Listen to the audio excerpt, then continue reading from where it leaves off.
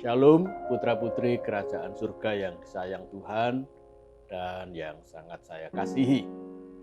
Kali ini kita sampai di seri pesan penggembalaan yang ke-30. Dan judul dari seri pesan penggembalaan ini adalah hidup yang bernilai kekal. Saudara, menyambung seri pesan penggembalaan yang lalu, bagaimana akan kubalas kasihnya. Dan di akhir pesan itu saya mengajak kita untuk menghidupi hidup yang bernilai kekal. Karena keselamatan yang kita terima itu juga nilainya kekal. Bukan sementara, selamat hanya di dunia ini saja, tetapi sampai kepada dimensi kekekalan, keselamatan yang saudara terima tetap berlaku. Karena itu pantas kalau kita menghidupi hidup ini dengan nilai yang kekal. Apa itu hidup yang bernilai kekal? Mari kita buka firman Tuhan, Alkitab kita di dalam Galatia pasal 2 ayat 19 dan 20. Galatia 2 ayat 19 dan 20. Sebab aku, kata Paulus, telah mati oleh hukum Taurat untuk hukum Taurat, supaya aku hidup untuk Allah. Aku telah disalibkan dengan Kristus, namun aku hidup. Tetapi bukan lagi aku sendiri yang hidup, melainkan Kristus yang hidup di dalam aku, dan hidupku yang kuhidupi sekarang di dalam daging adalah hidup oleh iman dalam Anak Allah yang telah mengasihi aku dan menyerahkan dirinya untuk aku. Saudara, Rasul Paulus melakukan perjalanan misi sebanyak 3 kali. Dan surat yang ditulis untuk Jemaat Galatia adalah perjalanan misi Rasul Paulus yang ketiga. Surat ini ditulis oleh Rasul Paulus kurang lebih tahun 49 atau 50 setelah Masehi. Saudara yang dikasihi oleh Tuhan, tujuan Rasul Paulus menulis surat Galatia adalah untuk membuat jemaat tenang. Karena jemaat pada waktu itu diguncang oleh sebuah kebingungan. Bahwa mereka sudah percaya kepada Tuhan Yesus, sudah punya iman, dan sudah memiliki jaminan hidup yang kekal.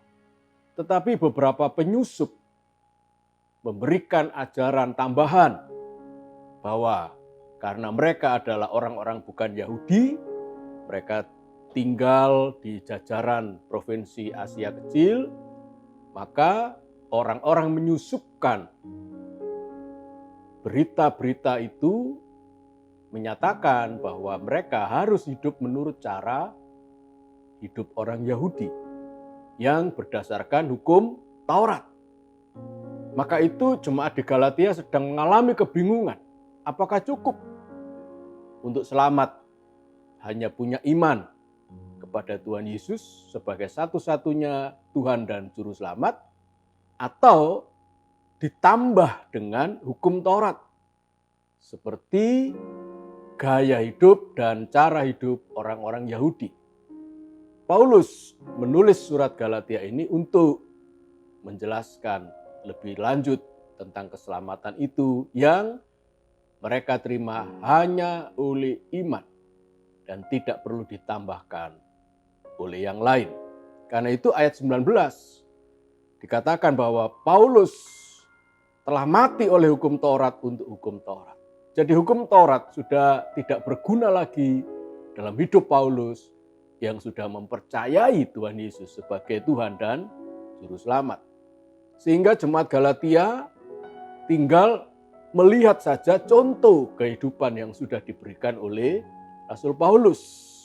Jadi mereka tidak perlu lagi dibingungkan oleh ajaran-ajaran para penyusup yang menambahkan beban setelah keselamatan oleh iman harus ditambahkan dengan hukum Taurat. Rasul Paulus hendak memutus rantai pengajaran yang perlu ditambah dengan hukum Taurat itu di ayat 19 ini, bahwa aku telah mati oleh hukum Taurat untuk hukum Taurat. Saudara yang dikasihi oleh Tuhan, seri pesan penggembalaan yang lalu juga supaya kita belajar apa selanjutnya. Bagaimana cara kita membalas kasih-Nya Tuhan dan kita sudah menerima keselamatan? Ini jawabannya. Pada ayat 19 itu dilanjutkan dengan kalimat supaya aku hidup untuk Allah. Kata hidup di sini sangat menarik sekali karena berasal dari bahasa aslinya zau. Zau itu adalah hidup, tapi juga bernafas, lalu berada di dalam kehidupan, not lifeless, ya, tidak mati. Ini sangat penting, saudara, karena dimaksud hidup untuk Allah adalah aktivitas kita sehari-hari.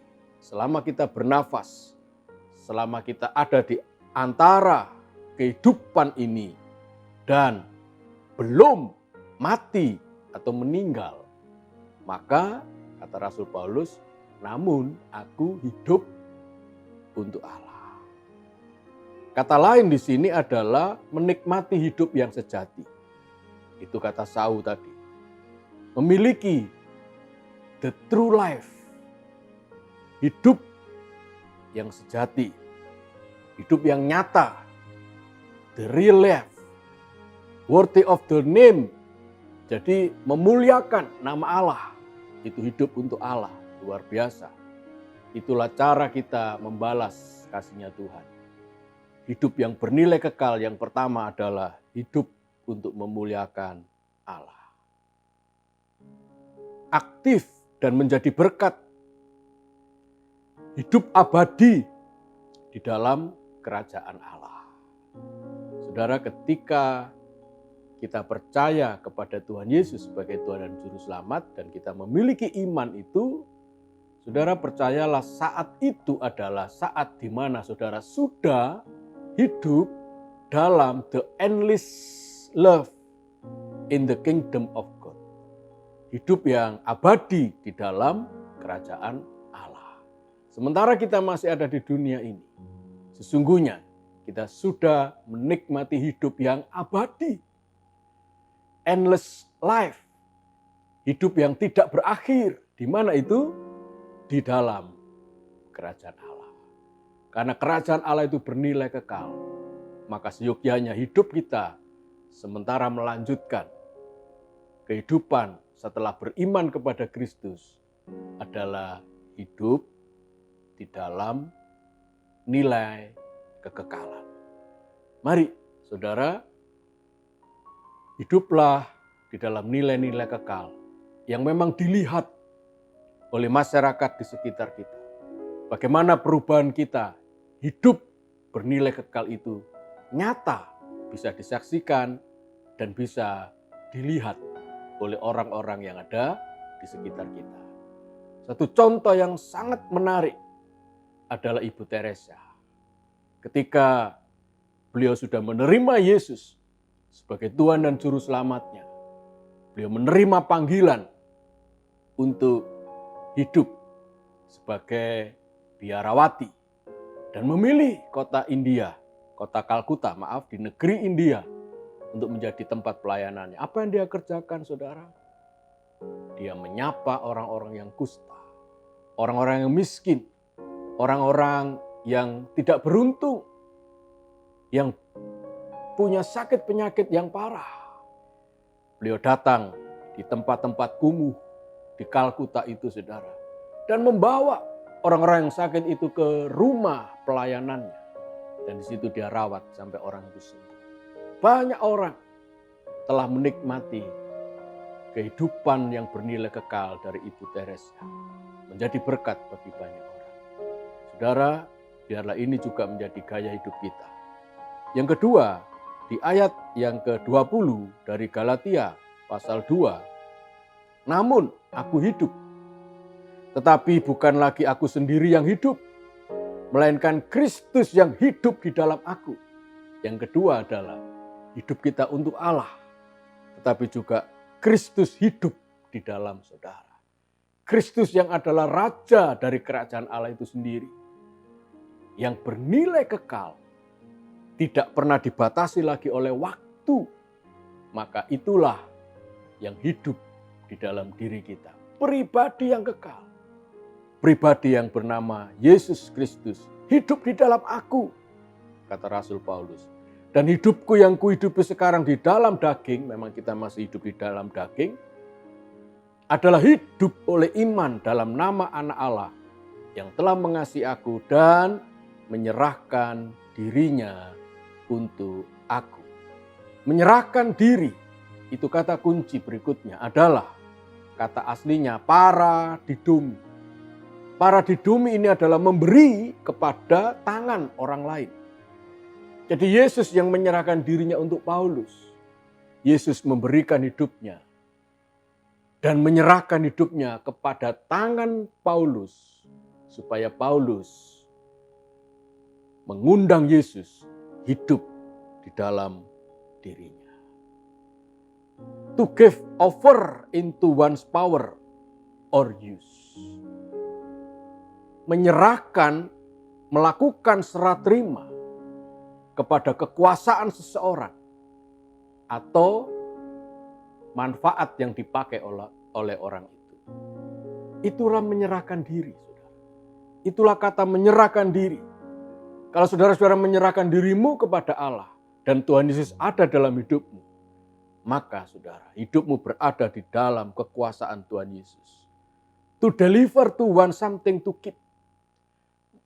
Menyerahkan kepada seseorang sesuatu untuk dipegang, dipelihara, digunakan, dan dimanage, dikelola, dan dipergunakan dengan hati-hati. Kata ini sangat indah, saudara. Inilah kata menyerahkan diri. Bagaimana kita membalas kasih-Nya Tuhan? Kita menyerahkan diri kita sepenuh-penuhnya kepada Tuhan Yesus. Dan Tuhan Yesus yang sudah menyerahkan dirinya untuk kita sebagai korban penebusan bagi hidup kita, itu bermanfaat, bernilai kekal, maka seyogianya kita juga membuat kehidupan kita ini bernilai kekal. Galatia pasal 3 ayat 3-4 adalah sebuah peringatan supaya kita tidak bodoh menjalani hidup ini. Adakah kamu sebodoh itu? Kamu telah mulai dengan roh. Maukah kamu sekarang mengakhirinya di dalam daging? Sia-siakah semua yang telah kamu alami sebanyak itu? Masakan sia-sia. Saudara, Galatia pasal 3 ayat 3 dan 4 ini menjadikan sebuah peringatan dari Rasul Paulus kepada jemaat Galatia dan kepada kita semua. Jangan pernah hidup lagi di dalam kedagingan hawa nafsu. Karena semua itu akan membuat kasih karunia Tuhan itu menjadi sia-sia. Lalu apa yang sekarang dilakukan oleh Rasul Paulus? Sebagai sebuah kesaksian di 2 Timotius pasal 4 ayat 6-8 mengakhiri seri pesan pengembalaan ini. Lihatlah teladan yang ditinggalkan oleh Rasul Paulus kepada Timotius, murid yang dia bina dan dipersiapkan untuk menjadi pengganti gembala sidang di jemaat di Efesus. Paulus berkata begini, mengenai diriku, darahku sudah mulai dicurahkan sebagai persembahan. Hidupnya dipersembahkan, saudara. Hidup yang dihidupi oleh karena Tuhan Yesus sudah menyerahkan dirinya untuk Paulus. Paulus menanggapinya dengan mempersembahkan hidupnya. Dan itu persembahan yang benar-benar dia berdarah-darah. Dan pada akhirnya dia mengakhiri hidupnya dengan dieksekusi di luar kota Roma. Dan saat kematianku sudah dekat, aku telah mengakhiri pertandingan yang baik. Aku telah mencapai garis akhir dan aku telah memelihara iman. Sekarang telah tersedia bagiku mahkota kebenaran. Sekarang, sementara Rasul Paulus belum meninggal. Dia berkata, sekarang sudah tersedia bagiku mahkota kebenaran, mahkota kekal. Kenapa? Karena dia sudah menghidupi hidup yang bernilai kekal. Yang akan dikaruniakan kepadaku oleh Tuhan, hakim yang adil pada harinya. Tetapi bukan hanya kepadaku, bukan hanya kepada Paulus, melainkan juga kepada semua orang, kepada saudara dan saya yang merindukan kedatangannya. Amin. Tuhan memberkati dan mari kita hidupi hidup yang bernilai kekal. Kita akan nyanyikan pujian seperti yang Kau ingini. Terima kasih Tuhan. Dalam hidup kami seperti yang Tuhan inginkan. Haleluya. Bukan dengan barang fana Kau membayar dosaku, dengan darah yang mahal, tiada noda dan celah. Bukan dengan emas perak Kau menebus diriku, oleh segenap kasih dan pengorbananmu, ku telah mati dan tinggalkan cara hidupku yang lama. Semuanya sia-sia dan tak berarti lagi. Hidup ini ku letakkan pada mezbamu ya Tuhan. Jadilah padaku seperti yang Kau ingini. Mari kita berdoa. Tuhan, kami semua mohon ampun apabila hidup kami ini kami sia-siakan sebegitu rupa hanya untuk mengejar keinginan kami, ambisi kami, dan cita-cita kami. Tuhan, kami mohon ampun, karena yang benar adalah kami harus menyerahkan hidup kami untuk hidup bagi-Mu Tuhan. Dan Tuhan Yesus itu hidup dalam diri kami, menjadi Tuan dan Raja yang bertahta dalam kehidupan kami. Tuhan, biarlah pesan pengembalaan pada kali ini menyadarkan kami, cara kami membalas kasih-Mu adalah dengan hidup yang bernilai kekal, yang memberkati banyak orang, bukan untuk kebanggaan kami, bukan untuk demi hormat kami dan kemuliaan kami, tetapi hanya untuk hormat dan kemuliaan nama-Mu. Berkat atas nama Bapa dan Tuhan Yesus, kasih karunia yang besar itu, serta persekutuan dengan Allah Roh Kudus, memberkati kami semua mulai hari ini sampai selama-lamanya. Di dalam nama Tuhan Yesus, mari yang percaya kita katakan, amin, amin, amin. Haleluya. Tuhan memberkati saudara, sampai bertemu lagi di pesan pengembalaan yang akan datang.